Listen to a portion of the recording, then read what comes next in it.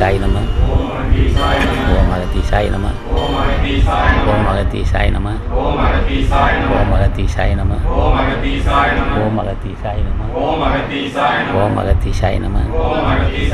ஓம் அகத்தீசாய நம.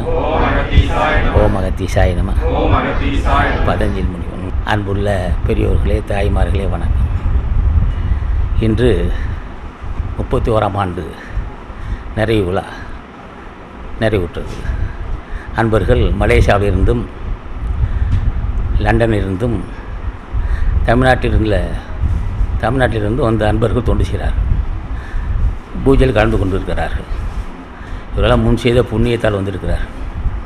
புண்ணியம் செய்யாமல் இந்த பூஜையில் கலந்து கொள்ள முடியாது. மற்ற இடத்தில் பூஜை நடக்கும், விழாக்கள் நடந்துகிட்ருக்கும். ஆனால் இங்கே நடக்கின்ற பூஜையில் கலந்து கொள்வது புண்ணியம் செய்திருக்க வேண்டும்.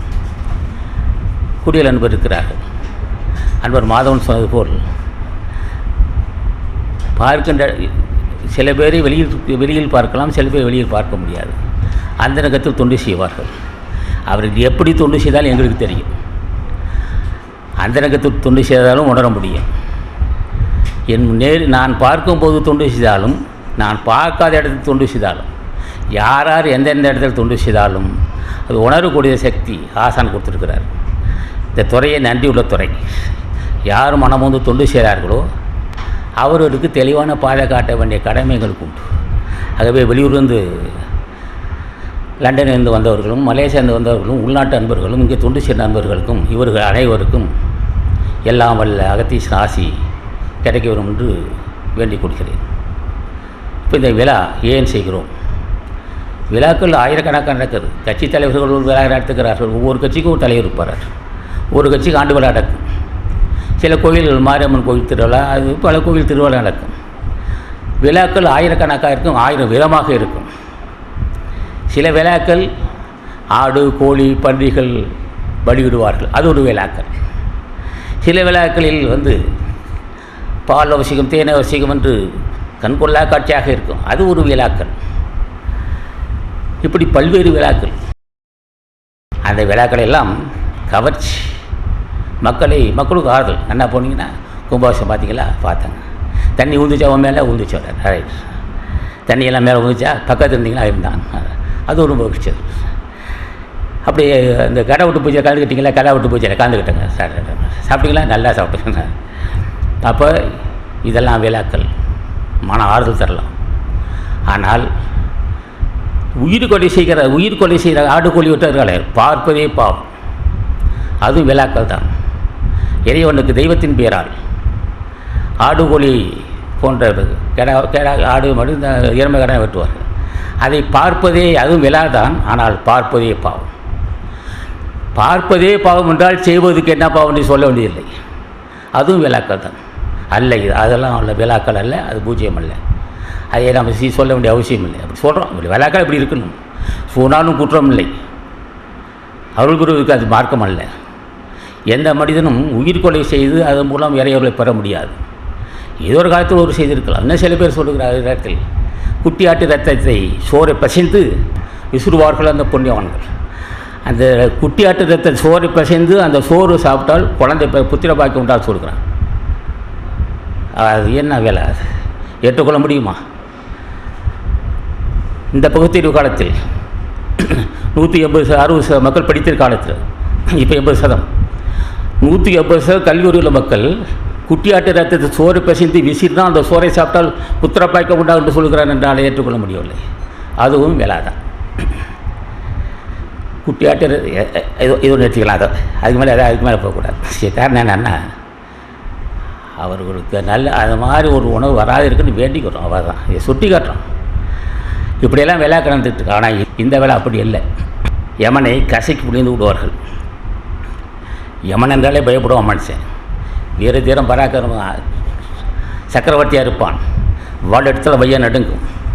பராக்கிரமசாலி இருப்பான். ஒரே குத்தில் ஒரு புலியை அடித்து கொண்டு விடுவான். யானையை நெத்தில் அடித்தால் அந்த யானை அப்படி கீழே வந்து விடும். அப்போ அப்படி பராக்கிரமசாலிலாம் இருக்கிறான். ஒரு புலியை ஒரு கூண்டில் விட்டான் ஒரு சீனாவில். புலியை ஒரே குத்தில், அதுக்கப்புறம் அது செயலட்டு போச்சு. புலியை ஒரே அடி அடிக்கிறவன் மனிதன் இருக்கிறான். அடித்து அப்படியே கொண்டு ஒரே அடியில் அடிப்பான்.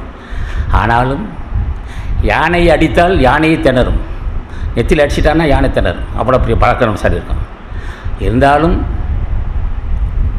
யமன்னா பயப்படுவான். இவ்வளோ பெருமை இருக்குது. வாடை எடுத்தால் வைய நடுங்கும். ஆயிரக்கணக்கான அவன் படையில் இறங்கினாலே அந்த படையை நடுங்கும்.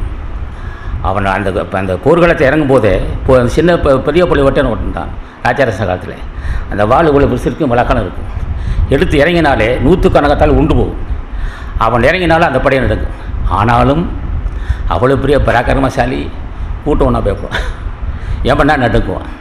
அப்பேற்பட்ட யமனை சக்கரவர்த்தியே அடித்து கொண்டு போவான். யமன் உலகத்தை ஆளக்கூடிய சக்கரவர்த்தியை படையில் அடித்து கொண்டு போவான். யாரா பெரிய மனுஷன் போட வாங்கினா சக்கரவர்த்தியை பார்த்தேடே பொடியா வா இங்கேன்னு கூப்பிட்டான். யமன் எழுத்து பேச முடியலை.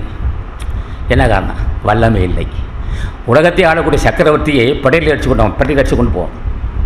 வாடாமா வரையில் ஒத்தைச்சி கொண்டு போடான்னு சொல்லுவான் யமன். அப்பேற்பட்ட யமனை நமது ஞானிகள் அப்படி வெடுக்குன்னு முழுங்கிடுவாங்க. வாழப்பட மாட்டான். ஆற்றல் எப்படியா இந்த வல்லமை கிடைத்தது? எல்லாம் யாருக்கும் கிடைக்காத வல்லமை. யமனை வெடுக்குன்னு வாழைப்பழம், கனிந்த வாழைப்பழம் முழுங்கும் வெண்ணெய் இன்னும் மெழுகாக இருக்கும். வெண்ணெய் பல வாழைப்பழத்தோட வெண்ணெய் இன்னும் யமன் வெண்ணெய் மாதிரி முழுங்கிடுவான் ஞானிகள். என்ன எவ்வளோ ஆற்றல்னா அந்த வல்லமை எப்படி வந்ததுன்னா, ஒரே நோக்கம், உயிர் கொலை செய்ய மாட்டேன். நான் உண்பதற்காகவோ அல்லது வேறு காரணத்துக்காகவோ. ஒரு தேளு பாம்பு இருக்கும், முடிந்தளவுக்கு ஒதுங்கி போகலாம். தேளு பாம்பு வரலாம், ஒரு பூச்சிக்கு வரலாம். புதுங்களும் ஒதுங்கி பார்க்க ஒதுங்கி தான் போகணும். இல்லாட்டி ஒரு சூழ்நிலை கட்ட மாதிரி செய்யலாம். ஆனால் நான் உயிர் கொலை செய்ய மாட்டேன். எப்படி? அதுக்கு 6 ராசி வேணும். கொசு இருக்குது, மூட்டை பூச்சி இருக்குது, ஏதோ ஒரு வகை நம்மளுக்கு கடிக்க தான் செய்யும். ஞானி வணங்கினால் கொசு உட்காரும் கடிக்காது. நல்லா மனசு வச்சுங்க. கொசு உட்காரும் கடிக்க முடியாது. அப்படியே துடிக்கிறது. நம்ம உடம்புல உட்காந்துக்கிட்டு அது தாங்க முடியாமல் ஓடி போகணும். இல்லை என்னடா அது என்ன ஏன்னா ஆசான் என்ன செய்கிறார்? உன்னைக்கு உயிர் கொலை நீ கேட்டில்லை அன்னை, நான் உயிர் கொலை செய்யாதிருக்க வேண்டும். அப்படி கேட்டதுனால் உன் உடம்புல கொசு உட்கார்ந்தால் கடிக்காமல் செய்வேன். அந்த வல்ல அந்த அந்த ஆற்றல் கொசு உட்காரம் கடிக்காது. ஏனென்றால் அந்த உள்ளத்தில் உயிர் கொலை செய்ய நான் விரும்பவில்லை, உயிர் கொலை செய்ய மாட்டேன், அதுக்கு நீ அருள் செய்யணும்னு கேட்டேன். அதுக்கு ஆசி இருக்கணும். நான் இன்று முதல் உயிர் கொலை செய்யாதிருக்க உனது ஆசி வேண்டும். உன் ஆட்சி இல்லாமல் அந்த கொள்கை கடைப்பிடிக்க முடியாது. ஏன்? கொல்லாமை மேற்கொண்டு ஒழுகுவான் வாழ்நாள் மேல் செல்லாத உயிர்னு கூப்பிட்டான். எவர் வரும் உயிர் கொலை செய்ய மாட்டானோ, உயிர் கொலை செய்ய மாட்டேன் என்று உறுதி கொண்டிருக்கிறானோ, செய்ய மாட்டானோ, அவனுக்கு யம பயம் கிடையாது. திருக்குறள் இருக்குது, கொல்லாமை மேற்கொண்டு ஒழுகுவான் வாழ்நாள் மேல் செல்லாத உயிர்னு கூப்பிட்டு அவனுக்கிட்ட யமன் போக மாட்டான். அப்போ என்ன செய்கிறான்னு கேட்டதுல, இந்த கொள்கை கடைப்பிடிப்பவன் யாராக இருந்தாலும் சரி, இன்று முதல் உயிர் கொலை செய்ய மாட்டேன், அதுக்கு உன் ஆசி வேண்டும். நான் உயிர் கொலை செய்யாதிருந்த உயிர் கொலை செய்யும் போதெல்லாம் நடுங்க வேண்டும். அந்த மாதிரி சந்தர்ப்பம் வரக்கூடாது. எனக்கு உயிர் கொலை செய்தால் நிச்சயம் எனக்கு ஆபத்து வரும், பாவம் சூழும். ஆகவே அந்த அந்த அந்த கொலை செய்யக்கூடிய எண்ணம் எனக்கு வரக்கூடாது, அதுக்கு உன் ஆசி வேண்டும். அடுத்து என்ன வேண்டும்? நான் சுவைக்காக புலால் உண்ணக்கூடாது. இதுக்கு ஒன்று சாப்பிட்டு இருக்கிறேன், நானே சாப்பிட்டு இருக்கிறேன். ஆசானை கேட்கிறான், நான் சுத்த செய்வனாக மாற வேண்டும். உயிர் கொலை தவிர இருக்கக்கூடிய வல்லமையைக்கு தந்து விட்டாய், சகித்து கொடுக்கின்ற பண்பு தந்து விட்டாய். அடுத்து நான் புலால் உண்ணாதிருக்கணும், மாமிசம் மட்டனை தமிழ் நான் புலால் உண்ணக்கூடாது, மாமிசம் சாப்பிடக்கூடாது, அது அந்த கடைப்பிடிக்கவன் கேட்டான். அப்போ உயிர் கொலை செய்வதற்கு, உயிர் கொலை செய்யாதிருப்பதற்கு அறிவும், புலால் உண்ணாதிருப்பதற்கு ஒரு சிறப்பறிவும், அதுக்கு ஆசனாசிக்கும். இந்த கொள்கையை ஏற்று கடைப்பிடிக்கணும்னா எல்லோரையும் மிரட்டி உயிர் கொண்டு போகின்ற யமன் யாராக இருந்தாலும் சரி, அடித்து படையடிச்சு கொண்டு போவான் யமன். அவன் என்னை கண்டடங்க வேண்டும். எதற்காக? எப்படி? உயிர்களை தவிர்த்தல் புலால் மறுத்தல் ஆகிய பண்பை மேற்கொண்டால் யமனை வெல்லலாம். இதெல்லாம் சில பேர் செய்யலாமே, அப்படி ஒரு சாமர்த்தியம் இருக்கலாம், சாமர்த்தியம். அடுத்து அது மட்டும் உயிர்கொலை தவிர செய்ய முடியுமா? அது துணை. உயிர்கொலை செய்தல், உயிர்கொலை செய்யாமலும் புலால் மறுத்திருப்பது படிக்கட்டு. அடுத்து யமனை வெல்லுவதற்கு வழி வேண்டும். இந்த பண்பு அடுத்தது என்ன செய்யணும்? முடிந்த அளவுக்கு அன்னதானம் செய்யணும். எத்தனை பேர்த்துக்கணும்? அதான் கணக்கில் அணுகாத அன்னதானம் வெட்டி வேலை, ஒரு பேருக்கு போராடும்.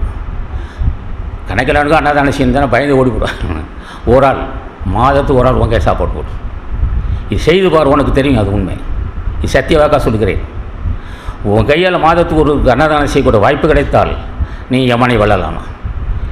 என்னடா ஆச்சரியம், இந்த ஒரு ஆளுக்கு இப்படி ஒன்றா? அதில் தான் மர்மம் இருக்கு. ஒரு ஆளுக்கு செய்யக்கூடிய மனம் உள்ளவன் நிச்சயம் 10 பேர் செய்வான்.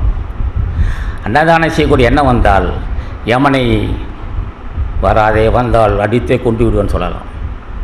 மாதம் ஒருவர் அன்னதானம் செய்ய விரும்புகின்றவன், ஏ யமனே கூற்றுவனே வாங்கியதான். அவன் எப்படி இருப்பான்? பிறகு மலை பாட்டு கரேன்னு இருப்பான். எருமை கடை வருவான். கண்டாலும் இம்மாம் பெருசுக்கு இருக்கும். மீசை 4 மீசையில் ஒரு மீசையில் 4 யானைன்னு பாட்டலாம் அப்படி வச்சுப்பான். இப்படியா வாயின்னா யாரா இவன்? நம்ம கண்டாலே என்ன, நம்ம உடம்பை பார்த்தாலே பயமாக இருக்கும். கருமேக மாட்டே நிற்கிறான் ஆகாயத்துக்கு பூமிக்கு எவன் மீசை முறுகிட்ட கண்ணு இவ்வளோ பெருசு இருக்கு கணக்கில். அவனை பார்த்து வாய்க்கு எப்படி நீ வரணும் கேட்டான். இந்த வல்லமை யாரா அவனுக்கு கொடுத்தான்னு கேட்டான். எனது ஆசான் கொடுத்துருக்கிறார். நான் மேற்கொண்ட உயிர்கொடை செய்யக்கூடாது என்று நினைத்தேன். உயிர்கொடை செய்யவில்லை, புலால் உண்ணவில்லை. மாதம் என் கையால் ஒருவருக்கு சாப்பாடு கொடுத்துருக்கிறேன். நிதமும் உன் ஆசான் திருவடி பூஜை செய்திருக்கிறேன். எவனு கேட்கிறான், இந்த வல்லமை உனக்கு யார் தந்ததுன்னு கேட்டான். அது ஆசான் தந்தார். அது ஆசான் அகத்தீசன் இந்த வல்லமை தந்தார். ஆசான் ஆசை பெற்ற மக்களுக்கு இந்த பண்பு வரும். யமனை அடைத்தை கூப்பிடலாம், வந்தால் அடிப்பேன்னு சொல்லலாம், வராதே சொல்லலாம். சொல்லுகின்ற வல்லமே ஆசான் தருவார். ஆக நமக்கு துணை வேண்டும். பெரியோர் துணை கொண்டு ஒரு வல்லி அதிகாரம் இருக்குது. இங்கே என்ன தான் வல்லமை இருந்தாலும் உன் செய்த வேணால் வந்து குறுக்க நிற்கும். எப்படியோ பூஜை செய்வான். ஆனால் குறுக்க வந்து நின்றுக்கிட்டு தடுக்கும். ஒன்று பொருள்வெறியனாக மாறுவான், ஒன்று காமகனாக மாறுவான், ஒரு யானை நிற்கிறவனாக இருக்கும். ஆனால் இதெல்லாம் தடையாக இருக்கும். இதெல்லாம் உடைத்து தர வேண்டிய ஆசான் துணை, உயர்ந்த துணை. அவர்கள் என்ன செய்வார்கள்? கேட்க வேண்டும் ஆசானி. யாராலும் வெல்ல முடியாத காமத்தை அடியேன் வெல்ல வேண்டும். யாராலும் வெல்ல முடியாத பொருள் பற்றை வெல்ல வேண்டும். யாராலும் வெல்ல முடியாத யானென்ற கர்வத்தை உடைத்தெறிய வேண்டும். யாராலும் வெல்ல முடியாத கோபத்தை தடுக்க வேண்டும். அப்போ இதெல்லாம் பிறவிக்கு காரணமாக இருக்கும். சினம், பொருள்வெறி, காமகுணம் இருப்பது பல வர்றார். இதை ஆசான் ஆசை இல்லாமல் தடுக்க முடியாது. இப்படி இருக்கணும், அப்படி இருக்கணும், சாப்பிடக்கூடாது, உயிர் கொலை செய்யக்கூடாது சொன்னது எடுக்கூடாது. கேட்க வேண்டும் ஆசானை. நான் உயிர் கொலை செய்யாதிருக்க ஆற்றல் வேண்டும், புலால் உண்ணாதுகின்ற ஆற்றல் வேண்டும். ஆக எதிலையும் என் பிறவிக்கு காரணமான எந்த செயலும் எனக்கு நான் செய்யாதிருக்க வேண்டும். அதான் சொல்லுவார்.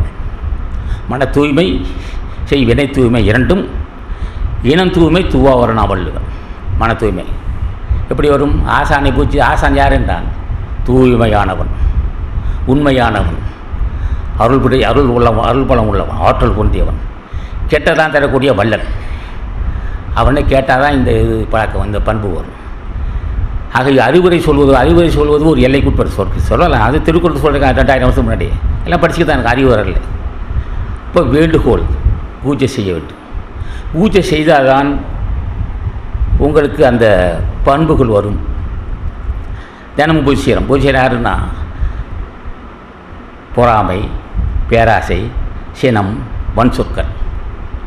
பொறாமைப்பட மாட்டான். நமது ஆசான் யாரையும் பொறாமைப்பட மாட்டான். பேராசை இல்லாதவன், பொறாமை இல்லாதவன், பேராசை இல்லாதவன், கோபம் இல்லாதவன், பிற மனம் புண்படி பேச மாட்டான் நமது ஆசான். இந்த பண்புகள் இருந்த வாசி தான் ஞானியான.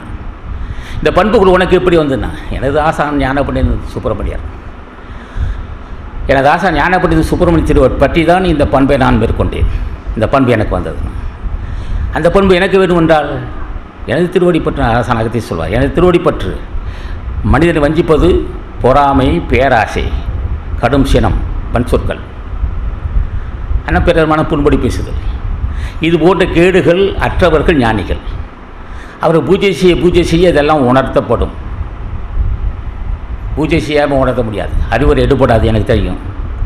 எத்தனை அறிவுரை இருந்தாலும் எடுக்கும். பூஜை செய்தால் தான் அந்த பணம் சிந்திக்க அவன் நாமத்தை சொல்ல ஈஸ்வரானா எதுக்காக போகிறேன்? என்கிட்ட கொனை கடை உணரவும் நீக்கவும் எனக்கு ஆற்றல் கிடையாது. அது நீக்குன்னு சொல்ல வேண்டும். வேண்டுகோள், இதெல்லாம் வேண்டுகோள். அப்படி கேட்க என்னாகும்? எல்லா கொனைகேடுகளும் உடைந்து போகும். பொறாமை, பேராசை, அதிக சினம், கொனைக்கேடுகள் இதெல்லாம் நீங்க வேண்டும். நீங்கினால் பரிவெட்டு போகும். இப்போ இது நீங்கினால் மட்டும் பிறகு விட்டு போமாண்ணா? அப்படி இல்லை. இது நீங்கினால் இந்த தேகம் ஒரு ஆலயம். இந்த தேகத்தில் அற்புத சக்தி புதைய உண்டு கிடக்கு. அன்னத்தால் ஆகிய உடம்பின் பயணம் எல்லாம் முன்னோனை காட்டிவிட்டு நான் அவையார் சொன்னார். இந்த உடம்பு கடவுள் வாடும் இல்லம். அதே சமயத்தில் அறிந்தவர்களுக்கு மட்டும் சொல்கிறேன், இந்த உடம்பு கடவுள் வாழும் கோயில். யாருக்கு? அறிந்தவர்களுக்கு. அறியாதவர்களுக்கு உடம்பு யமனாக மாறி விடுவான். உடம்பை புரிந்து கொண்டவன் ஞானியாவான், உடம்பை புரிந்து கொள்ளாதவன் பாவியாவான், அலசாவான். இந்த உடம்பு நமக்கு பெரிய ஒரு சாதனம் ஞானத்துக்கு. அப்போ அன்னத்தால் ஆகிய உடம்பின் பயனெல்லாம் முன்னோனை காட்டிவிடும், தலைவனை காட்டிவிட்டோம். உடம்பினால் பெற்ற பயனாவதெல்லாம் உடம்பில் உத்தமனை காணலாம். அவையார் சொன்னது. மாசற்ற கொள்கை மனத்தில் அடைந்தாக்கால் ஈசனை காட்டும் உடம்புனா என்னடா ஈசனை காட்டும் உடம்பு? இப்போ இந்த உடம்பு ஈசனாக இருக்கு இல்லை. யாருக்கு ஈசனாக இருக்குது? தினம் உருகி தியானிப்பவனுக்கு. ஆசான் அகத்தீசனையோ நந்தீசனையோ திருமல தேவனையோ கரூர் முனிவரையோ ராமலிங்க சாமியோ மாணிக்கவாசனையோ திருஞான சம்பந்தர் திருநாவுக்கரசர் பதஞ்சலி முனிவன் இவர்களை பூஜித்தால் இந்த உடம்பு நமக்கு ஆலயமாக மாறும். ஒரு பூஜிக்காவிட்டால் இந்த உடம்பு நம்மை வஞ்சித்து விடும். இந்த தேகம் காமதேகம். யாருக்கு? சராசரி மனிதர் காமதேகம். அறிந்தவனுக்கு இந்த தேகம் மிகப்பெரிய அற்புத சக்தி. இங்கும் இருக்கலாம், எங்கும் இருக்கலாம், நினைக்கின்ற இடத்துலாம் போகலாம். அந்த வல்லமை ஆசான் தருவார். அப்போ பூஜை செய்தான் இந்த உடம்பின் தன்மையை அறிந்து கொள்ள முடியும். கொடைக்கேடு நீங்கலாம், அது ஒரு வாய்ப்பு தான். அன்னதானம் செய்யலாம், அது ஒரு வாய்ப்பு தான். ஆனால் பிறவி விடணும் அல்லவா? பிறவி விழுவதற்கு என்ன வேண்டும்? குணப்பண்பு மட்டும் இருந்தால் போதாது, அதுதான் முக்கியம். அடுத்து வெல்ல வேண்டியது உடம்பு. இந்த உடம்பை விழுவதற்கு வைராக்கியம் வேண்டும். இந்த வைராக்கியம் எப்போது வரும்? தலைவன் ஆசை இல்லாமல் வைராக்கியம் வராது. அதுக்கு என்ன உபாயம் செய்யணும்? என்னென்ன வெட்டி வேலை. எந்திரிக்கும் போது பண்ணுமுறை அகத்தீஸ்வர அகத்தியம் சொல்லி போகிறான். அவதான் பூஜை. ஒரு பண்ணுமுறை அகத்தீசான் சொல்கிறது அதோட முடியாது. பண்ணுமுறை அகத்தீசான் சாப்பிடும்போது போகும்போது வரும்போது அகத்தீசான் சொல்லணும். தினம் ஒரு 1000 100 முறை 150 முறை சொன்னால் போதும். எல்லா பண்புகளும் தானே வரணும். எதை நீ விரும்புறியா தான் கை கூட்டும். இல்லை, இந்த உலகத்தில் அவசியம் பொருள் வேண்டும். பண்புள்ள மனைவி வேண்டும், அது நியாயம்தான். பிள்ளைகள் வேண்டும், அது நியாயம்தான். இதுக்கு அப்பால் ஒன்று இருக்குது. நல்ல பண்புள்ள மனைவி, பிள்ளைகள், சுற்றுப்புற சூழ்நிலை, வறுமையில்லா வாழ்வு, உடல் ஆரோக்கியம், நல்ல நண்பர்கள், இதெல்லாம் வேண்டும். ஆனால் இதை விட இதெல்லாம் ஒரு குறிப்பிட்ட காலம்தான். இது அடுத்த ஒன்று இருக்குது. அதுதான் மரணமில்லா பெருவாழ்வுன்னு. அந்த வாழ்வு பெறுவதற்கு என்ன வேண்டும்? மனத்தில் தூய்மையான கொள்கை என்ன? மாசற்ற கொள்கை மனத்தில் அடைந்தாக்கால் ஈசனை காட்டும் உடம்பு உண்டான். யாருக்கு? அறிந்தவன், தெரிந்தவன், உண்மை உணர்ந்தவன், திருவடி பூஜை செய்தவனுக்கு. இப்போ மாசற்ற கொள்கைன்னு சொன்னாவே குற்றமுள்ள கொள்கை ஒன்று இருக்குது. மாசற்ற கொள்கை அது என்ன கொள்கைன்னா, தலைவனை அறிந்து கொள்கின்ற அறிவு தான் மாசற்ற கொள்கை. மாசற்றவன் யாருன்னா ஞானிகள் தான் மாசற்றவன். மாசுனா என்ன? தேக குற்றம், காம தேகத்தை நீக்கினவன், களிம்பற்றவன். இப்போ மாசற்றவன் திருவடி பற்றாமல் மாசற்று பொறுக்க முடியாது. ஞானிகள்லாம் மாசற்றவர்கள். இப்போ மாசற்றவன் திருவடி பூஜை செய்கிறோம். அகத்தீசனா போதும். அப்படி பார்ப்போம் யார் அது அகத்தீசன் என்று சொன்னாலே அண்டமெல்லாம் 6000 கோடி அண்டங்களும் தலைவனுக்கும். அகத்தீசா என்று சொல்லும்போதே 1,000 கோடி அண்டங்கள் இருக்கிற மனிதர்கள் உயிரினங்கள்லாம் தலைவணங்கும். அப்பேற்பட்ட ஆசான் மாசற்றவன். மாசற்றவன் திருவடியை பற்றாமல் ஒருவன் மாசற்று இருக்க முடியாது. இப்போ மாசற்ற கொள்கை மனத்திட்டா வள்ளுவர் அவையார் சொல்வார். இப்போ சிறந்த கொள்கை ஒரு கொள்கை இருக்கலாம். ஒன்று, பல வகையான கொள்கைலாம் இருக்குது. கொள்கை என்றால் இனி பிறக்கக்கூடாதவன், அதான் கொள்கை. என்ன கொள்கைனா, இனி நான் பிறக்க மாட்டேன். அவ்வளோ பெரிய மனுஷனா உண்டு. காலனை வெல்லுவேன். காலன் யார்? காமதேகம் நமக்கு காலனாக இருக்கும். காலன் யார்? கவம் யமனாக இருக்கும். காலன் யார்? நாளுக்கு நாள் பரிணாம வளர்ச்சி கூட்ட முதுமை வந்துக்கிட்டே இருக்கும். முதுமை நீ விரும்ப மாட்டேன், நீ முதுமை வந்துக்கிட்டே இருக்காதான் காலன். பசியை காலன், அறியாமையை காலன். இந்த காலனை வெல்ல வேண்டும். அவரெல்லாம் வென்றவர். பசி இருக்காது அவருக்கு, காமம் இருக்காது, பொறாமை இருக்காது, பேராசி இருக்காது, வஞ்சனை இருக்காது. சாந்த சுரூபியாக இருப்பார்கள் ஞானிகள் எல்லாம். அவர் திருவடியை பற்றாமல் அது திருவடியை பற்றுவதே உயர்ந்த மாசற்ற கொள்கை தான். இப்போ மாசற்ற கொடி கடைப்பிடிப்பதற்கு அவர் திருவடியை துணை வேண்டும். மரணமில்லா பெருவாழ்வு பெற்றவன் திருவடியை பற்றாமல் மரணமில்லா பெருவாழ்வு நமக்கு வராது. இப்போ நாம் 131 மகானுக்கு போட்டிருக்கிறோம். சில பேர் உலகத்தில் சில பேர் சொல்லுவான் அந்த சமாதி அவர் மகான் இவர் மகான் சொல்லுவான். அவரை நம்ம அவரெல்லாம் ஞானியர் நாம் தெரியும். எங்களுக்கு பாட்டு எடுக்கும்போது சொல்லுவான் அகர உகரத்தை பற்றி பேசியிருப்பார்கள் ஞானிகள். சும்மா ரகசியத்தை சொல்லுவார் ஞானி. அவர்கள் தான் ஞானிகள். அவரை 131 மகான்களுக்கு கௌரவ கொடுத்துருக்கோம். இவர்களை வணங்கினால்தான் ஒருவனுக்கு அந்த ஆற்றல் கிடைக்கும். ஞானியை வணங்கினா என்ன ஏற்படும்னா வறுமை இருக்காது. வறுமையில்லா வாழ்வு வரும் ஞானியை வணங்கினாவை. வறுமை இருந்தால் அறிவு வேலை செய்யாது. இது இல்லை அது இல்லைன்னு வேலை வணங்குகின்றவனுக்கு உணவு உடை அனைத்தும் கிடைக்கணும். இது அவர்களே கொண்டாந்து தருவார்கள். ஆகவே இல்லறத்தில் இக வாழ்க்கைக்கு பொருள் வேண்டும். இப்போ நாம் தவம் மேற்கொள்ளணும்னா அதுக்கு பணம் வேணும், அன்புள்ள நண்பர்கள் வேணும், துணைக்கு ஆள் வேணும், அதுக்கு பொருள் வேணும். பொருளை தருவான் ஆசான். எடுத்தவனை வழங்கினால் இக வாழ்க்கைக்கு தேவையான பொருளை தருவார்கள். இக வாழ்க்கைனா உலக வாழ்க்கைக்கு இக வாழ்க்கை தேவையான பொருளையும் கொடுத்து மேலான வாழ்க்கை இக வாழ்க்கை பர வாழ்க்கை. பரம் என்பது மேலான வாழ்க்கைன்னு அர்த்தம். மேலான வாழ்க்கைக்கு தேவையான அறிவும் கொடுப்பான். இக வாழ்க்கையில் வந்து எல்லாம் இக வாழ்க்கை எப்படி இருக்குன்னா பிறட்ட அன்பு காட்டணும். மனைவி மக்கள் சுற்றத்தாருக்கு நண்பர்கள் இவர்கிட்ட அன்பு காட்டணும். இக வாழ்க்கைக்கு பெரிய சாதகமாக இருப்பார்கள் இவர்கள். 10 பேர் வேணும். மற்ற அன்பு செலுத்தி வச்சுருக்கணும். அப்போ இக வாழ்க்கை தேவையான பண்புகள் பொருள் உணவு உடை தங்குவது எல்லாம் செய்து கொடுப்பார். இது இருந்து தான் பர வாழ்க்கைக்கு போக முடியும். அங்கே இருக்குது என்ன ஆகுன்னா இங்கே ஒன்று ஜீவத்தை தான் இங்கே மேலே வந்து ஜீவத்தை கடைபிடித்தால் தான் மேல் பரவாழ்வு அமையும். ஆக இந்த உலகத்தில் இருந்து கொண்டே எல்லாம் இருக்கலாம். குடும்பம் இருக்கலாம், மனைவி இருக்கலாம், மக்கள் இருக்கலாம், எல்லாம் இருக்கலாம். ஆனால் இதயத்தில் தலைவன் திருவடி இருக்க வேண்டும். தலைவனை பற்றி சிந்திச்சுக்கிட்டே இருக்கணும். நான் பாட்டு ஏதோ ஒரு 10 நிமிஷம் சும்மா பூஜை செஞ்சாலும் சோறு அடைவான். ஒரு மணிக்கணக்காக உட்காந்து பூஜை செய்யக்கூடாது. 10 நிமிஷம் பூஜை செஞ்சு ஒதுக்கிடணும். மணலை அப்படியே எந்திரிச்சிக்கணும். 10 நிமிஷம் பூஜையாலும் போகும். நீ ஒரு முறை சொன்னதான் 1000 கோடி நன்மை உண்டாகணும். மகத்தீஷான்னு சொன்னாவே 9 ஞானிகளும் உன்னை பார்ப்பார்கள். நல்லா முற்றுப்பட்ட முனிவர்கள் பார்வைப்படா போதும். அந்த பார்வை என்ன செய்யும்? அந்த பார்வையே உன்னுடைய பாவத்தை பொடியாக்கும். அந்த பாவம் தானே வறுமையாக உணவாயாக வருது. பாவத்தை நீக்குவார்கள். அடுத்து ஞானிகளோட ஆசினாலே சிறப்பறிவு உண்டாகும். சிறப்பறிவு இல்லாமல் தேகத்தை பற்றி அறிய முடியாது. தேகத்தை பற்றி அறிவதற்கு சிறப்பறிவு வேண்டும். அப்போ சிறப்பறிவுனா சிறப்பறிவு உள்ள மக்கள் அவரால் சாதாரண அறிவுள்ள மக்கள். கடல் போன்ற அறிவுள்ள கல்வி உள்ளவன், கடல் போன்ற அறிவுள்ளவன் தான் ஞானிகள்லாம். இல்லை கை நாட்டி ஞானியாக முடியாது. அதே சமயத்தில் பொங்கப்புளியவர் நாட்டு ஞானியாக முடியாது. அதையும் தெரிஞ்சுக்கணும். பொங்கப்புளியவரை பூரி மாதம் சாப்பிட்டு ஞானியார்னா வெகு பேர் ஞானியாக இருப்பாங்க. அது அப்படி வழி இல்லை. ஆனால் அது சாப்பிடக்கூடாதுன்னு சொல்லலை. ஒரு காலகட்டம் 10-12 வருஷம் சாப்பிடாமல் இருக்கணும். உப்புலாம் சாப்பிடணும். அப்போ உணவில் வயிறாக்கி இருக்கணும். அதுக்கு அவர் ஆசி வேணும். அப்போ அவன் தான் இப்போ அதுக்கப்புறம் இதெல்லாம் ஒரு வாய்ப்பு அமைத்து கொடுத்து நல்லா சுற்றுப்புற சூழ்நிலை உணவு தங்க வசதி கொடுத்து அடுத்து உடம்பை பற்றி அறியக்கூடிய வாய்ப்பு தந்து மூச்சு காற்று இயல்பை அறிந்து வைப்பார். எல்லா ஞானிகளும் வருகின்ற போகின்ற காற்றை அறிந்தவர்களே. ஒரு நாள் ஒன்றுக்கு 21,600 முறை வந்து போகின்ற சுவாசத்தை நிறுத்தி ஸ்தம்பித்து நிறுத்துவேன். அது ஒரு அமைப்பு இருக்குது. நம்ம செய்யக்கூடாது. நம்ம செத்தாக்க உயிர் செத்து போவோம். அப்போ மூச்சு காட்டு வாசி பழக்கம் அறிய வேணும்னா மூச்சு காட்டை பற்றி அறிந்து கொள்ள வேண்டும். ஒவ்வொருத்தரும் இடது பக்கம் வருகின்ற காட்டு சந்திரகடை என்னும் வலது பக்கம் காரணம் சூரியகடை என்னும் இது மாற்றவும் தெரிந்து கொள்ள வேண்டும். சூழ்நிலை கட்ட மாதிரி மாற்றி எல்லாம் நம்ம அன்பருக்கு தெரியலாம். அன்பு முருகனுக்கு தெரியும். அந்த மூச்சு காட்ட மாட்டலாம். அப்போ அவர் சொல்லிக் கொடுப்பார். அன்பர் இவருக்கு தெரியும், நடராஜனுக்கு தெரியும், அன்பர் தமிழ்நாடுக்கு தெரியும்.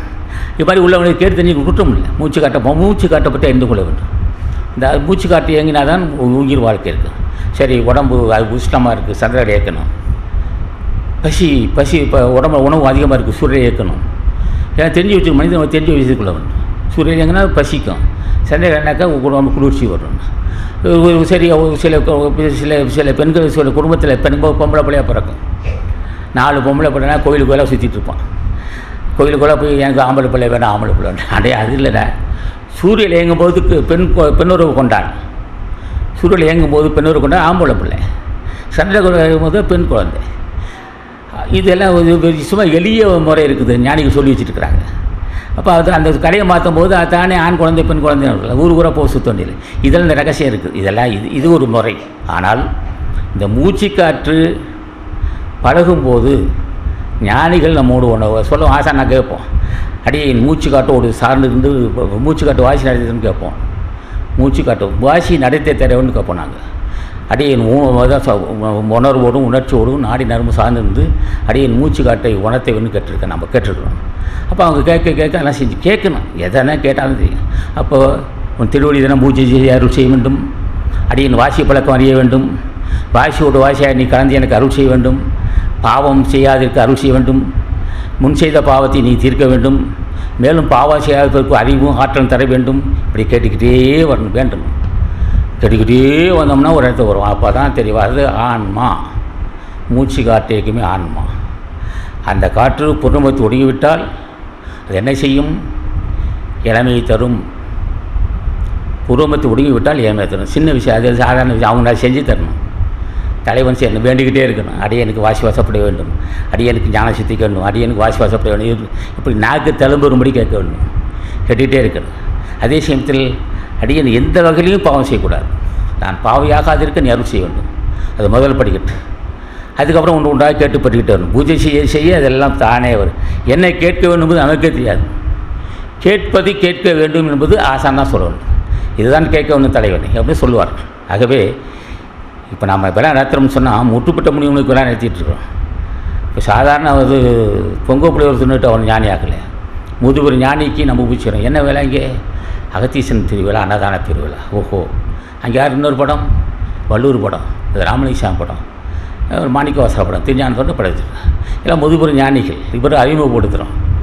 யார் இந்த அறிமுகப்படுத்துவதே புண்ணியம்னு வச்சுக்கணும். ஒரு பொன் ஞானியின் திருவடியை பூஜை சொன்னாலே அதுவே ஒரு பெரிய புண்ணியம். ஆகவே என்ன செய்கிறோம்? இப்போ பூஜை செஞ்சுருக்கோம். நம்ம ஞானிகள் விழா நடத்தியிருக்கிறோம். இந்த விழாவில் கலந்து கொண்டவர் யாராக இருந்தாலும் சரி, ஞானிகள் பார்வை கிடைக்கும். தொண்டு செய்ய வாய்ப்பு எடுத்தால் அதோடைய நன்மை. ஓங்காரக்குடி இந்த அகத்திய சன்மார்க்க சங்கத்தில் தொண்டு செய்கிறவர்கள் புண்ணியவான்கள். அவர்களுக்கு எந்த எதிரும் வராது. விரும்பினால் மரணமில்லா பெருவாலும் கைகூடும். தோட்டத்து பூச்சி செய்தால் மரணமில்லா பெறுவார்கள். சலிப்பில்லாமல் செய்ய வேண்டும்.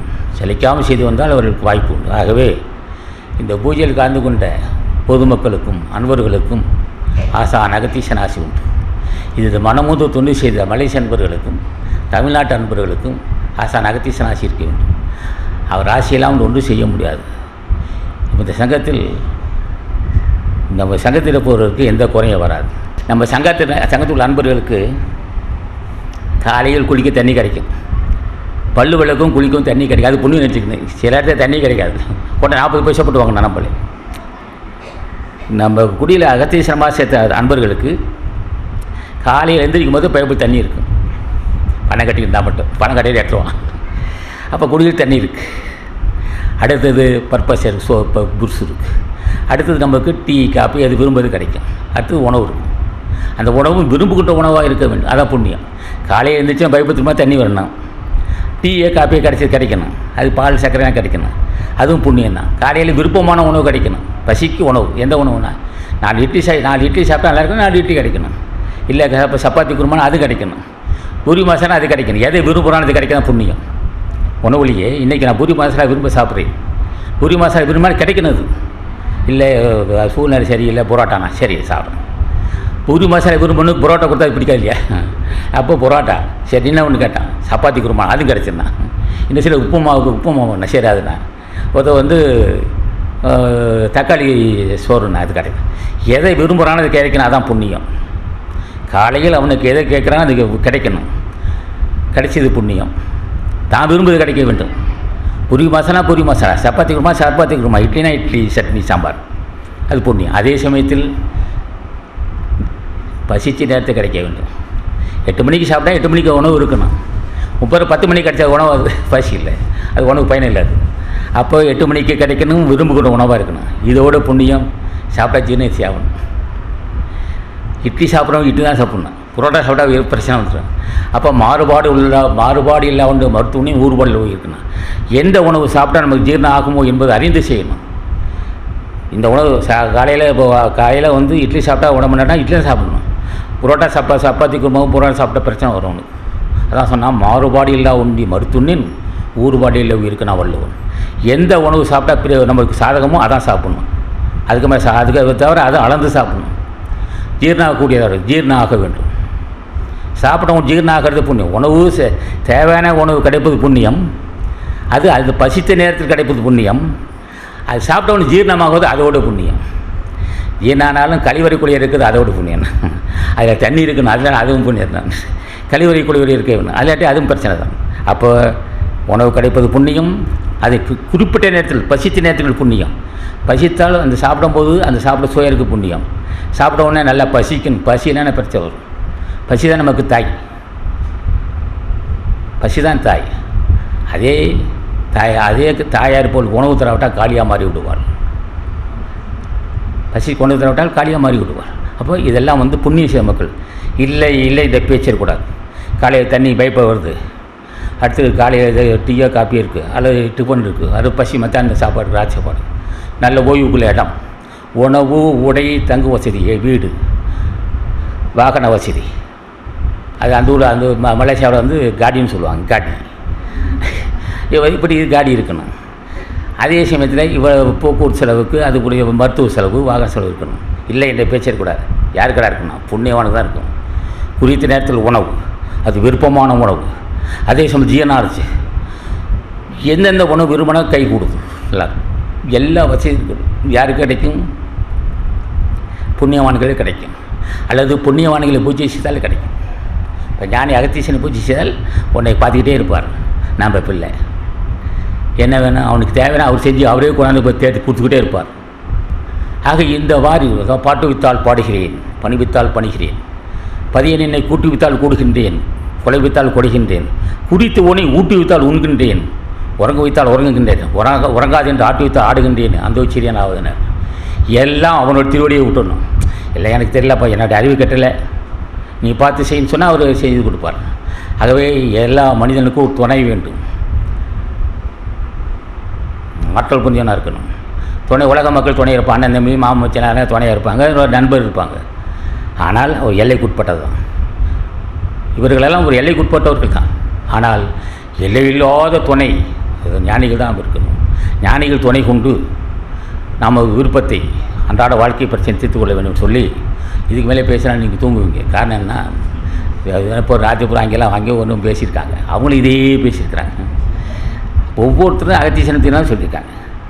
இவர் கொஞ்சம் மாற்றி சொல்கிறார். உணவு எப்படி கிடைக்கணும், இப்போ இது எப்படி சாப்பிடணும், உணவு அதிகமாக சாப்பிடாது, உணவு கிடைச்சாலும் சிக்கனமாக சாப்பிடும், கொஞ்சம் மாற்றிருக்கேன், கொஞ்சம் தான் மாற்றிருக்கிறேன், முன்னே சொன்னது தான் கேட்டிருக்கேன். ஆகவே இதுக்கெல்லாம் ஆசான் திருவடியை பூஜித்து இது போன்ற விழாக்கள் பங்கு கொள்ள வேணும். மலேசியாவில் வந்திருக்கீங்க, லண்டன் வந்திருக்கீங்க, உள்ள வந்திருக்கீங்க. மற்ற விழாவளியில் அருள் பெற முடியாது. அருள் என்பது ஞானிகள் பார்த்துட்ருப்பாங்க.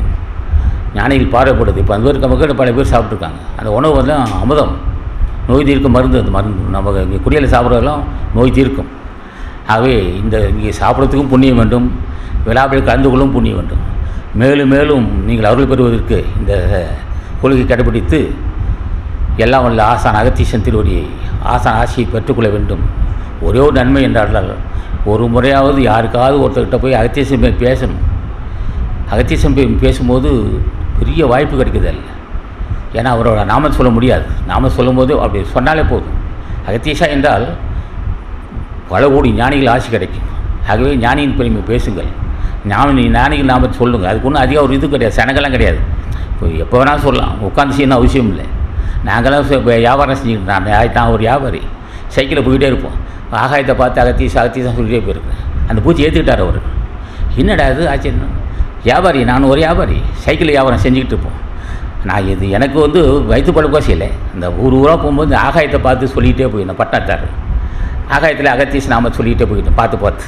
ஆகவே எந்த வகையிலாவது ஒரு மனிதன் ஒரு முறையாவது அகத்தீச நாம சொல்ல வேண்டும். மாதம் ஒருவருக்காவது அன்னதானம் செய்ய வேண்டும். அது மாதிரி செய்து வந்தால் இந்த பிறவியை தக்க வைத்துக் கொள்ளலாம். பிறவியை தக்க வைத்துக் கொள்வது என்பதே சாதாரண அறிவு இல்லாது. சாதாரண அறிவு உள்ளவர்கள் பிறவியை தக்க வைத்து கொடுக்க முடியாது. பிறந்தவர்கள் மோட்சிக்கிறது சாதாரண அறிவுள்ள மக்களுக்கு அது வாய்ப்பு கிடையாது. ஆனால் கை நாட்டும் தேடிக்கொள்ளலாம். எப்படின்னா ஞானிகள் நம்ப வேண்டும். ஞானியை நம்பினால் அந்த வாய்ப்பு கிடைக்கும். அதான் சொன்னார் பட்டினத்தார். நாட்டமின்றி இரு சர்க்குரு பாதத்தை நம்பினார். நாட்டமென்றே இரு சர்க்குரு பாதையை நம்பு. பொம்மல் ஆட்டமென்றே இரு பொல்லாத உடலை. அடர்ந்த சந்தை கூட்டமென்றே இரு சுற்றத்தின் வாழ்வை. கொடங்கவனீர் ஓட்டமென்றே இரு நெஞ்சே உபதேசினார். மனசுக்கு சொல்லிட்டார். நாட்டமென்றே இரு சர்க்குரு பாதைனா எப்போதும் நாட்டம்னா விரும்பணும். நாட்டம்னு விரும்புதல். நாட்டமென்றே இரு சர்க்குரு பாதையத்தை நம்புனேன். சர்க்குரு பாதை யாரானா இங்கே இருக்க பொங்கல் புளியோர் சாப்பிட்றான் சர்க்குருவாக இருக்க முடியுமா?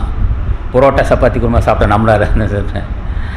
நல்லா சாப்பிட அந்த சாப்பிடும்போது சொல்லுவான் எல்லாம் கடவுள் கொடுத்தோம்மா. நெய்பால் சாப்பிட்டேன். இவன்லாம் ஞானி அல்ல. அவன் இருக்கான் ஞானிகளா. வைராக்கியம் மிகப்பெரிய வைராக்கியவான்கள். நாட்டமென்றே இரு சர்க்குரு பாதையை நம்புனான். யாரையா பட்டாத்தார் யாருன்னு கேட்டேன். அது என்னை நினச்சிக்கையா, நானே சர்க்குரு தான். சொன்னது பட்டாத்தார். நாட்டமென்றே இரு சர்க்குரு பாதையத்தை நம்பு. பொம்மல் ஆட்டமென்றே இரு பொல்லாத உடலை. அடர்ந்த சந்தை கூட்டமென்றே இரு சுற்றத்தின் வாழ்வை. கொடங்கவனீர் ஓட்டமென்றே இரு நெஞ்சை உனக்கு உபதேசினார். எப்போதுமே நாட்டம் வந்து விரும்பணும். எப்போதும் ஞானிகள் திருவடியை போச்சு. யார் பட்டத்தார் அவரும் பெரிய ஞானி தான். இல்லை அவர் காலனை வென்றவர்கள். பட்டத்தார் பத்திரிகை ஞானசம்பந்தர் திருநாவுக்கரசர் பதவி இவெல்லாம் காலனை வென்றவர்கள். நாட்டமென்றே இரு சர்க்குரு பாதையை நம்ம யார் சர்க்குருனா அடே நானே தானே சர்க்குருனார் பட்டத்தார். இங்கே போய் தேட போகிறேன். என்னையே இப்படி என்னையே நானே சர்க்குரு உனக்கு பட்டத்தார் சொல்கிறார். நாட்டமென்றே இரு சர்க்குரு பாதையை நம்பு. பொம்மல் நாட்டமென்றே இரு பொல்லாத உடலை. இந்த என்ன செய்வான் அந்த காலத்தில் வந்து ஒரு பொம்மை இருக்கும். கவுரு கட்டிக்கிட்டு அப்படி ஆட்டுவான். பின்னாடி இருப்பான் அவன். அவன் கவுரை விட்டால் அந்த பொம்மை கீழே வந்துடும். அப்போ பொம்மல் ஆட்டமென்றே இது பொல்லாது. இந்த உடல் நல்ல உடல்னு சொல்லலை. யாருக்கு? இது பொல்லாத உடல் அறியாதவனுக்கு. இந்த உடம்பு பொல்லாத உடம்பு மடையனுக்கு. இந்த உடம்பு பொல்லாத உடம்பு காமுகனுக்கு. இந்த உடம்பு பொல்லாத உடம்பு பொருள்வெறியனுக்கு. இந்த உடம்பு பொல்லாத உடம்பு குடவைக்காரனுக்கு. நமக்கு பொல்லாத உடம்பு ஆகக்கூடாது. பொல்லாத உடம்புனார். பொம்மல் ஆட்டமென்ற இது பொல்லாத உடலை. அடர்ந்த சந்தை கூட்டமென்ற இது சுற்றத்தின் வாழ்னர். உன்னோட இருக்கக்கூடிய எல்லாம் ஒரு குறிப்பிட்ட காலத்துக்கு அப்புறம் போயிடுவான். எத்தனை பேர் இருந்தாலும் அவன் போயிட்டே இருப்பான். கணக்க தெரியாது. மையாடும் கண்ணியும் மைந்தரும் வாழ்வும் மணியும் சிந்தி ஐயா நின் உரிவுலை தாட்ட உடையத்தினார். ஆக இந்த கூட்டம்னா குறிப்பிட்டவர் பொல்லாத உடம்புனர். நாட்டமென்றே இரு சர்க்குரு பாதையத்தை நம்பு. பொம்மல் ஆட்டமென்றே இது பொல்லாத உடலை. அடர்ந்த சந்தை கூட்டமென்ற சுற்றத்தின் வாழ்வை. கொடங்கவனீர் ஓட்டமென்றே உபதேசினார். உன்னோட உறவினர்லாம் குறிப்பிட்ட காலத்துக்கு அவன் போயிட்டே இருப்பான். இன்றைக்கி பார்த்தா ஒரு ரூமாக இருப்பான். நான் ஒரு 10 வருஷம் கழிச்சு பார்த்தா மெகா இருப்பான். அப்புறம் ஒரு 10 வருஷம் படித்த பேரன் இருப்பான். எல்லாம் கேட்டு போய்கிட்டே இருப்பான். அதுக்கப்புறம் அப்புறம் பார்த்தா உத்து பார்த்தா எனக்கு என்ன போன ஒரு 4 வருஷம் முன்னே கிளம்பி வந்தான். அதுக்கப்புறம் நான் பார்க்க இருந்தேன். அதுக்கப்புறம் பண்ண பேரன் அப்படி போயிட்டார். நான் இந்த மாதிரி ஒரு கூட்டம் இது எதையும் நிலைக்காது. ஒரு குடும்பத்துக்கு 10 வருஷத்துக்கு நான் பார்த்துருக்கிறேன். ஒரு 20 வருஷம் நான் பார்த்துருக்கிறேன். நான் அவன் பார்த்தா எல்லாம் திருமணம் செஞ்சு வந்தான். அப்புறம் 10 வருஷம் வந்து பிள்ளை பார்த்தா 10 வருஷம் மருமகனா பேரனா போயிட்டே இருக்கிறான். கடைசி ஒருத்தோட காணிங்க வீடு இருக்குது. ஆனால் அந்த ஆடுகளை காணிக்கிட்டு இருக்கேன். அதான் சொன்னார் அடர்ந்த சந்தை கூட்டம் என்றே இது சந்தை கூட்டம். ஒரு 10 பேர் ஒரு 1000 பேர் கூடுவான். அது போன்ற ஒரு கூட்டம் எல்லாம் போய்கிட்டே இருப்பான். ஆக இந்த கூட்டத்தை நம்பாதே. அதே சமயத்தை வெறுக்காதே. மனைவி இருக்காதே. மனைவி தான் உணவு தருவா. அண்ணன் மாமாச்சினை சுற்றாத்தானை வெறுக்காதே. நண்பர்கள் வேணும். அப்படி நண்பர்கள் இருந்தால் தான் இந்த துறைக்கு நமக்கு இந்த துறையை முன்னேற முடியும். யாரையும் வெறுக்கக்கூடாது. அது மனசில் இருக்கணும். இவர்களெல்லாம் ஒரு காலத்துக்கு உட்பட்டவர்களே அப்படி தான் இருக்கணும். அப்போ விருந்து உபசரிக்க வேணும். குடும்பத்தில் இருந்துக்கிட்டு விருந்து உபசரிக்கணும். தினம் விருந்து உபசரிப்பவனுக்கு வறுமை இல்லைன்னு சொன்னால் வள்ளுவன். அப்போ விருந்து 4 பேர் நம்ம விருந்து உபசரிக்க வேணும்னு சொல்லுவோம். வரு விருந்து வைகளும் ஓம்புவான் வாழ்க்கை பருவந்து பால்படுதலைன்னா தினம் விருந்து உபசரிக்கிறவனுக்கு வறுமையே இல்லைன்னா வரு விருந்து வைகளும் அப்படின்னா தினமும் விருந்த ஊசேரி பொண்ணுக்கு பரு வந்து பால்படுதல் என்று. பருனா குற்றம். மோதக்க பரு இருக்கும். அப்போ குற்றம் இல்லா வாழ் வறுமை இல்லா வாழ்வுன்னு சொல்லுவான். அகனம் வந்து செய்யால் உரையும் முகனம் வந்து நல்விருந்து ஓம்புவான் இல்லைன்னா செல்வமும் பெருகுன்னா. அப்போ விருந்த உபசரித்தால் அருள் பெறலாம். அப்போ தினமும் விருந்த உபசரிக்குன்னு சொன்னான். விருந்த உபசரிக்கு காசு நன்றி. விருந்த உபசரித்தாலே அது தர்மம்.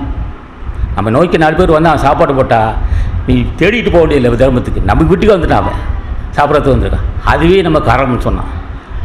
அகனம் வந்து செய்யால் உரையும் முகனம் வந்து நல் விருந்து ஓம்புவான் இல்லைன்னா மலர்ந்த முகத்தோடு விருந்து உபசரிப்பவனுக்கு திருமகள் வீட்டில் இருப்பானா செல்வம் பெருக்கண்டான்.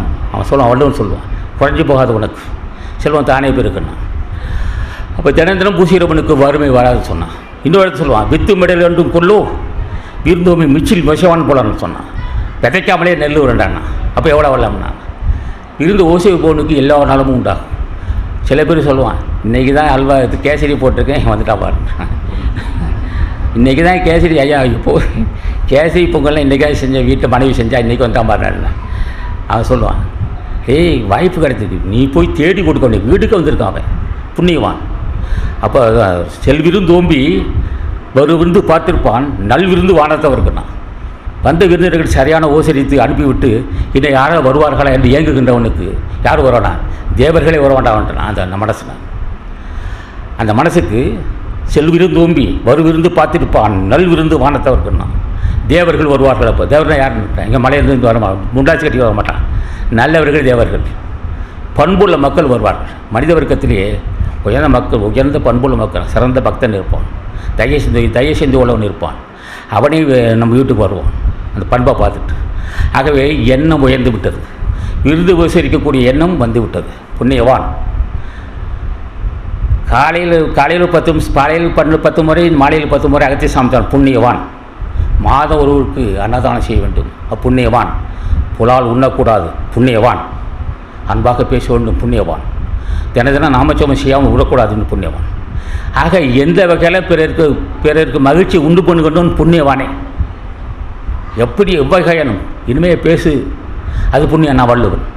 முகத்தான் அமர்ந்து இனிது நோக்கி அகத்தானாம் இன்சொல் இனிதரானா. மலர்ந்த முகமும் அகமுர்ந்து இன்சொற்களும் அதுவே அறம்னு சொன்னால் வள்ளுவன். இது எனக்கு கஷ்டமாகுது. மலர்ந்த முகம் அங்கே நல்லபடி இருக்கீங்களா என்ன அப்படின்றாங்க.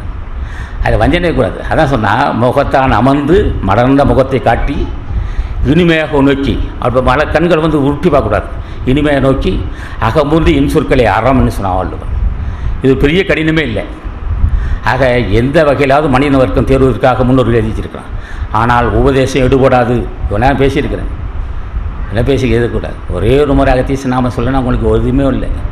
கேட்டு என்னையா செய்ய போகிறேன்? ஒரு நாளைக்கு அகத்தீசா நான்லாம் பாவிதான் தாயே, எங்கள் அருள் செய்யணும்னு சொன்னால் போதும்பா. அடே 1 கோடி நன்மை உண்டாகும். வந்து நான் பாவிதான் ஐயா, நீங்களாம் புண்ணியவான்கள் பெரியவர்கள், இந்த பாவியை மன்னித்து அருள் செய்யணும்னு கேட்டால் அருள் செய்ய மாட்டாங்களா? இது சொல்கிறது கொள்ள முடியாது. இது சொல்லாவிட்டால் இது கேட்காத மனிதனுக்கு நான் பேசி என்ன பயன்? ஒருவர் அகத்தீசா நீர் பெரியோர், உலகத்தில் எத்தனையோ பாவிகளுக்கு அருள் செய்திருக்கிறீர். உன் நாமத்தை சொல்லியே வெகு பாவிகள் ஜென்மத்தை கிடைத்திட்டு இருக்கிறார்கள். உன் நாமத்தை சொல்லியே பாவத்தெல்லாம் பொடியாக்கி ஞானியாக்கி இருக்கிறார்கள். உன்னுடைய நாமத்தை சொல்லியே மரணத்தை வென்றிருக்கிறார்கள். உன்னுடைய நாமத்தை சொல்லியே அற்புத சக்திகளை பெற்றிருக்கிறார்கள். ஆகவே என்னை பார்த்து, என்னை இந்த போன்ற பாவிகை பார்த்து எனக்கு அருள் செய்யணும்னு கேட்காவிட்டால் நான் பேச அத்தனையும் போய் கடினமா? இது அகத்தீசாய் என்று சொல்வது கடினமா? அகத்தீசாய ஓம் அகத்தீசாய நம்மன்னு சொன்னால் நீட்டமாக இருக்கும். அகத்தீஸ்வர நான் தான் சொல்லுவேன். அந்த குடியில் இருந்துருக்கிறேன். இந்த குடியில் அந்த குடிக்கு போனால் 64 முறை நான் சொல்லியிருக்கிறேன். அப்படியே என் வேலை எனக்கு போகும்போது வரும்போது அகத்தீசான்னு சொல்லியிருக்கேன். ஆசான் அதை பார்த்தார், அடே இடமே இல்லை, இப்போ நான் உட்காந்து சேர்த்துக்கு எனக்கு பூஜை நேரம் இல்லை. எனக்கு வியாபாரினா ஊருக்கு போய்கிட்டு இருக்கும்போது நான் சொன்னேன்.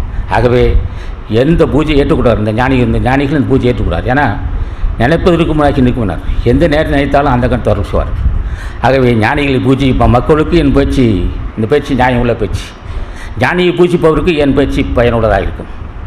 ஆகவே மலேசிய நண்பர்களுக்கும் லண்டன் வாழ் பாசுக்கு அவர் சார்ந்தவர்களுக்கும் அங்கே 5-6 பேர் வந்திருக்காங்க. அம்மா அப்பாவில் அந்த ஒரு 5-6 அவர் குடும்பம் அவர் சார ஒரு 6-7 பேர் வந்திருக்காங்க. மலேசிய அன்பர்களுக்கும் தமிழ்நாட்டு மக்களுக்கும் மற்ற மாநிலத்தில் வர அன்பர்களுக்கெல்லாம் உண்மை அறியக்கூடிய வாய்ப்பு கிடைக்க வேண்டும். உண்மை என்னையா உண்மை அறிய போட்டு பொதுவாக அடிச்சு பார்க்க போகிறேன். என்னையா ஒரு உண்மை எத்தனை புத்தகம் படிக்கணும்? உண்மை அறியத்துக்குண்ணா இவ்வளோ பெரிய புத்தகம் படிக்க வேண்டிய அவசியமே இல்லை. உண்மை அறிந்துக்குள்ளே அகத்தீசாயின்னு சொல்லு, அது உண்மை.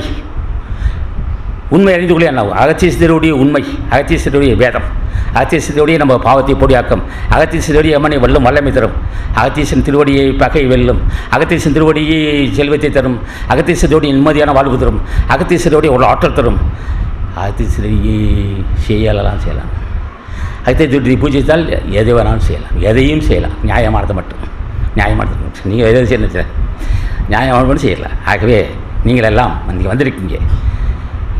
இன்று முதல் நீங்கள் அனைவரும் எல்லாம் உள்ள ஞானிகள் ஆசி பெற்று ஜென்மத்தை கடைத்தேற்றிக் கொள்ள வேண்டும் கேட்டு, நான் பேசியதில் சில தவறுக்கு தான் செய்யும். கட்டுணர்ந்த பெரியவரும் தாய்மாரும் பொறுத்துக்கொள்ள வேண்டும் என்று திருவிழா வணங்கி முடிக்கிறேன்.